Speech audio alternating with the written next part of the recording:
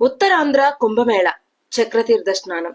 కుంభమేళ అనగానే మనకు గుర్తొచ్చేది ప్రయాగ లేదా హరిద్వార్. కానీ మన తెలుగు గడ్డ మీద, అందులోనూ మన ఉత్తరాంధ్రలో జరిగే కుంభమేళా గురించి మీకు తెలుసా? అవును, ఇది సామాన్య జనవాహిని కాదు, ఇది శివనామ సునామీ. శ్రీకాకుళం జిల్లా శ్రీముఖలింగంలో జరిగే చక్రతీర్థ స్నాన మహోత్సవం.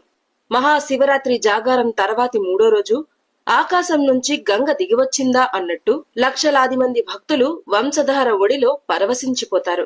దీని వెనుక ఒక అద్భుతమైన ఆచారం ఉంది. సాక్షాత్తు ఆ శ్రీముఖ లింగేశ్వరుడు, సోమేశ్వరుడు, భీమేశ్వరుడు గుడి దాటి గడప దాటి తమ భక్తుల కోసం నదిలోకి దిగివస్తారు.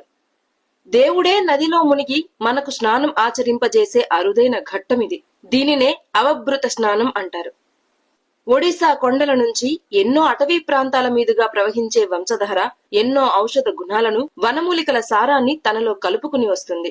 ఆ పవిత్ర జలాల్లో దైవశక్తి తోడైతే అదే చక్రతీర్థం. ఇక్కడ ఒక్క మునక వేస్తే చాలు, చర్మ వ్యాధులు మాయమవుతాయని, చేసిన పాపాలు ప్రక్షాళన అవుతాయని, మనసుకు ప్రశాంతత దొరుకుతుందని ఇక్కడి ప్రజల ప్రగాఢ విశ్వాసం.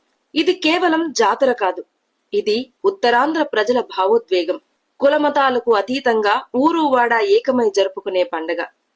మీరెప్పుడైనా ఈ జన ప్రవాహంలో ఆ శివయ్య సన్నిధిలో పుణ్యస్నానం ఆచరించారా?